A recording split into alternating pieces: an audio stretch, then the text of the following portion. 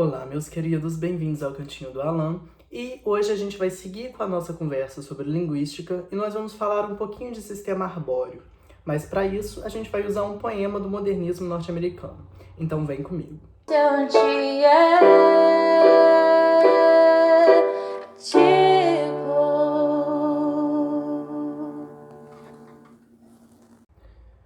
The Red Wheelbarrow, ou O Carrinho de Mão Vermelho, é um poema do William Carlos Williams que faz parte do modernismo norte-americano e que é muito simples, mas algumas pessoas têm dificuldade de entender.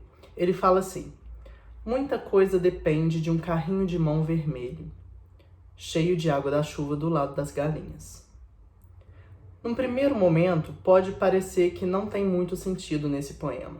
Então eu vou levar vocês lá para o primeiro episódio do nosso Antiético, que inclusive saiu a finale. Então se você não viu, corre aqui no nosso canal e assiste os episódios. No primeiro episódio do Antiético, o Juliano, meu namorado, chega em casa depois de um dia cheio de trabalho. E embora eu também tenha trabalhado o dia inteiro, eu tiro um tempinho para fazer um jantar romântico para ele, que ele ignora. E depois ainda me acusa de fazer de tudo uma grande coisa. Então, sabe esse sentimento de quando algo é muito importante para você, mas como não é importante para outra pessoa, ela simplesmente ignora e ainda te acusa de fazer um show, de fazer uma tempestade em copo d'água, porque algo é importante para você? É exatamente sobre isso que o poema fala. Porque muita coisa depende de um carrinho de mão vermelho. Então esse carrinho de mão é importante para o nosso eu lírico. Mas aí está deixado na chuva, perto das galinhas. Então, embora seja importante para o eu lírico, ele é abandonado. Então é exatamente sobre esse sentimento de algo ser importante para você e subjugado por não ser importante para outras pessoas que o poema fala. Mas a gente não está aqui hoje para falar de análise literária. No último vídeo, a gente falou um pouquinho sobre cognitivismo linguístico. E eu terminei falando para vocês sobre a transição entre a nossa estrutura profunda e a nossa estrutura superficial. A estrutura superficial é a sentença falada ou escrita, a sentença formulada. E é sobre ela que a gente vai falar hoje. Na linguística, existe uma coisa que chama sistema arbóreo. O sistema arbóreo visa a analisar a estrutura da sentença dentro de núcleos, dentro de sintagmas nucleares. Então, vem comigo que a gente vai falar um pouquinho sobre isso e no final a gente vai tentar analisar esse começo do poema do William Carlos Williams a partir de um sistema arbóreo. Vamos lá. Para alcançar a árvore, a gente precisa falar um pouquinho de teoria antes, né? Então, vamos lá. Os sintagmas, eles se organizam em torno de um núcleo. E aqui a gente vai trabalhar com núcleos verbais. Então, esse núcleo, ele tem um especificador, que é o que nós vamos chamar de argumento externo, e um complemento, que é o que nós vamos chamar de argumento interno. Então, por exemplo, se a gente pensa no verbo comer, a gente tem um predicado de 2 lugares. Por quê? Quem come, come algo. Então, a gente precisa de alguém que coma, um argumento externo, e de algo a ser comido, um argumento interno. Por isso, o verbo comer é um predicado de 2 lugares. E não só isso, como cada predicado faz 2 tipos de seleção. A primeira seleção é o que nós chamamos de categoria lexical. Quais são essas categorias lexicais? Nós temos Determiner Phrase, que é o que nós chamamos de DP, que são artigos, nomes próprios e pronomes pessoais interrogativos. NP, que é Nominal Phrase, que são os sintagmas nominais, que tem sempre um substantivo como seu núcleo. Verbal Phrase, que são os sintagmas verbais. Inflectional Phrase, que são as flexões dos verbos.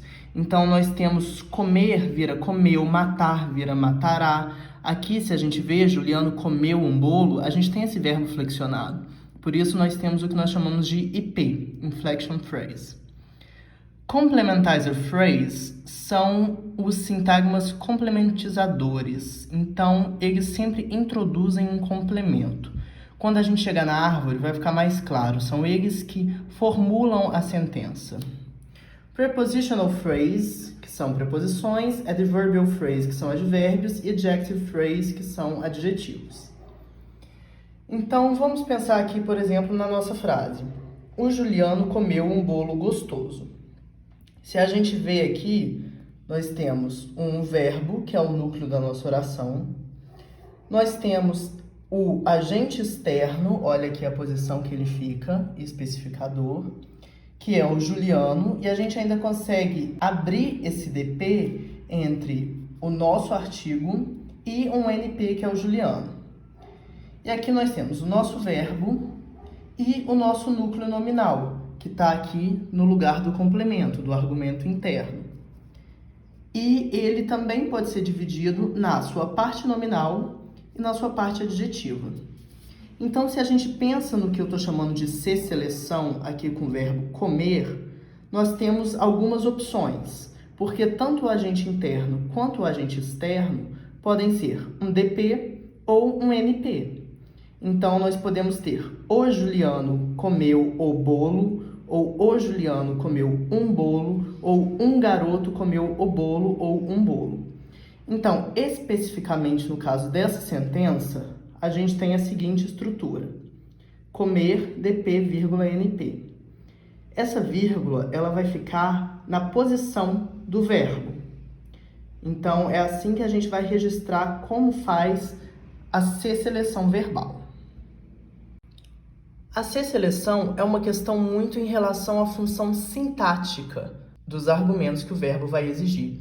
Então, existe um outro tipo de seleção, que é o que nós chamamos de S-seleção, que é uma seleção dos papéis semânticos dos argumentos. O que isso quer dizer? Vamos pensar no verbo comer.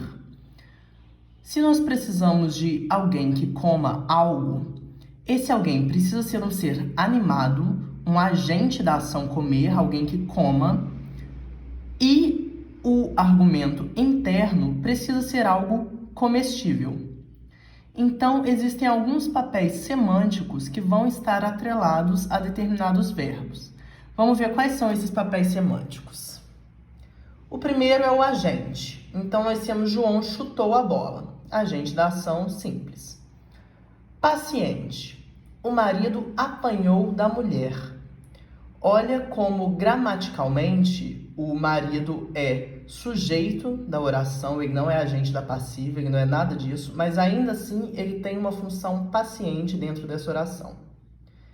O experienciador, que geralmente vai estar atrelado a verbos de sentido. Por exemplo, Andressa ouviu um barulho. Tema. O tema é aquele argumento que não sofre nada, nada acontece com ele devido à oração.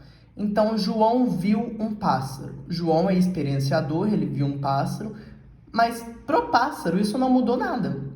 Então, ele é o que nós chamamos de tema. Benefactivo é aquele que ganha algo de bom devido à ação da oração. Então, Andressa deu um presente para o Lauro. O Lauro recebeu o presente. Então, aqui ele está funcionando como argumento benefactivo.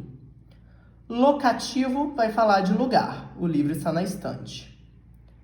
Alvo é direção a qual uma ação é realizada. Então, Lauro jogou a bola para Luana. Luana é alvo dessa ação. Origem. Ele veio do tribunal.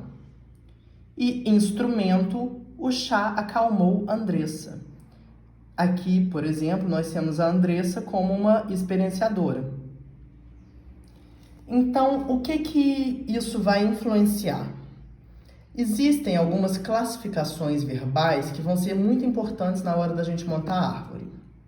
Então, os verbos, eles podem ser verbos transitivos, ou seja, eles exigem um argumento externo e pelo menos um argumento interno.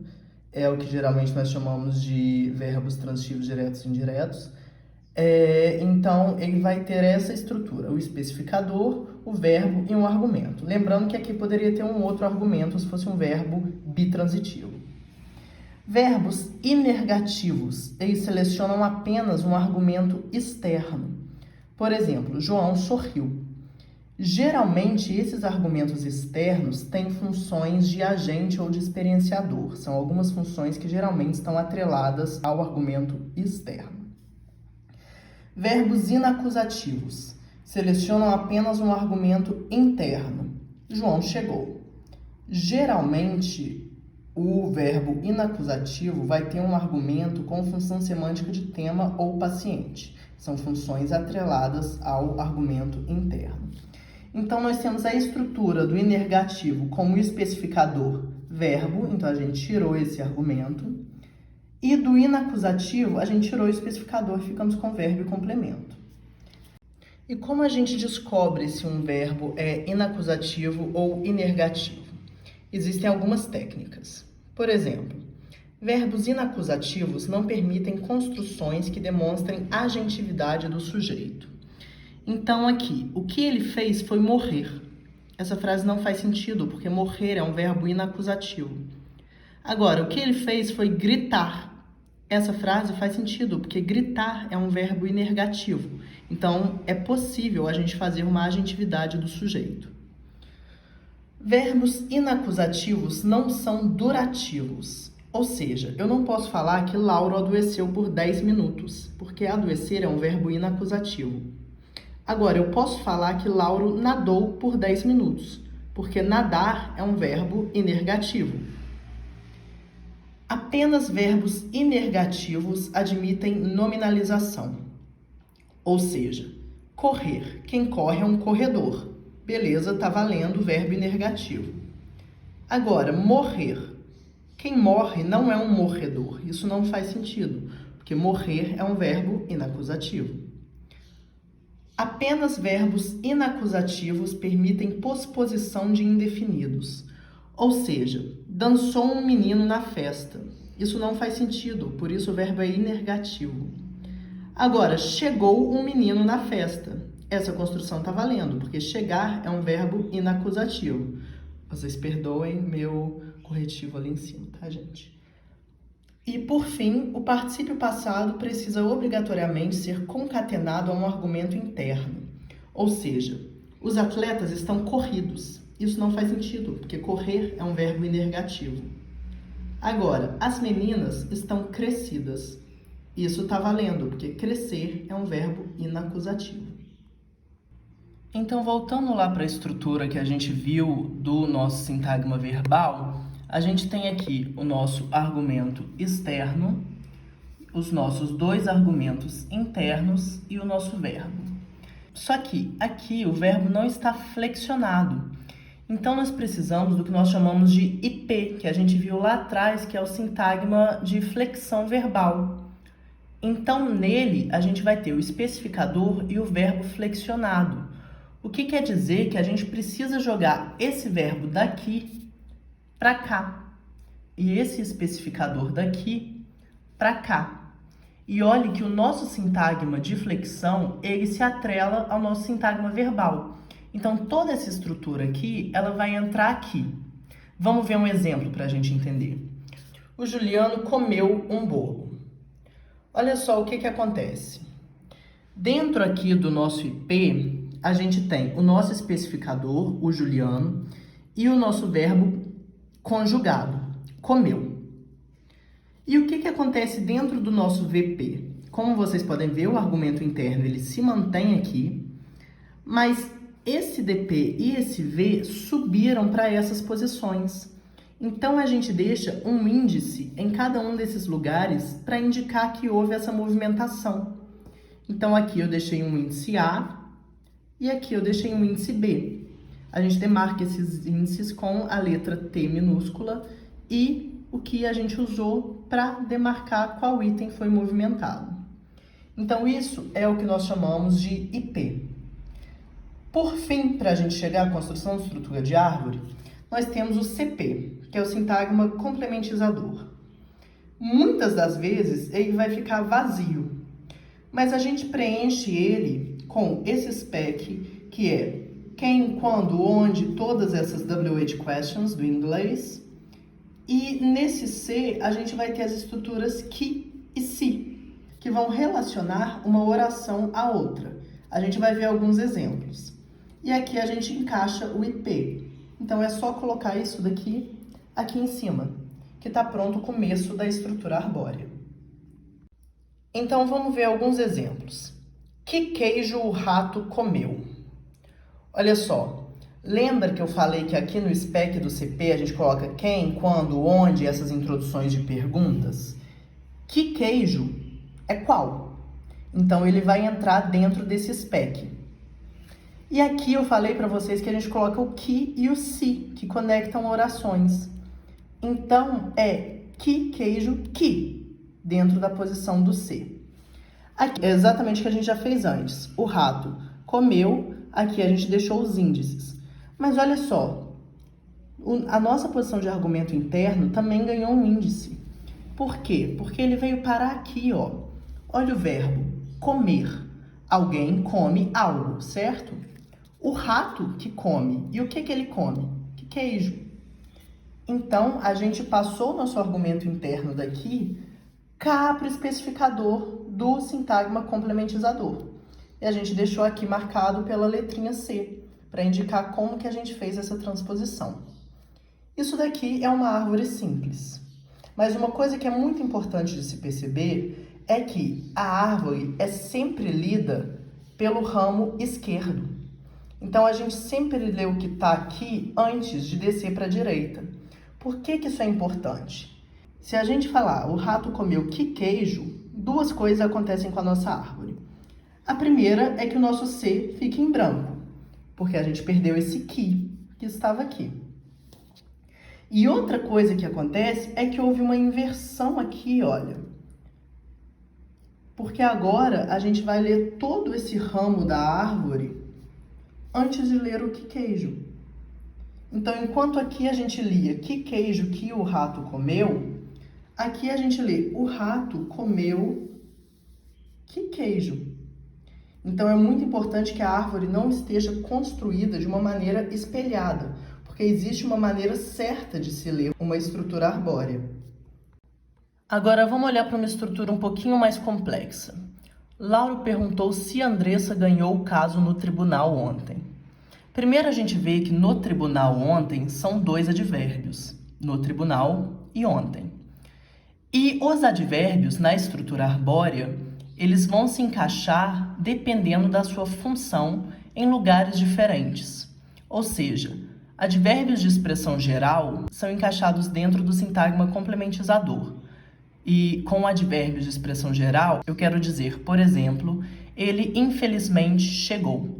Esse infelizmente está envolvendo toda a sentença.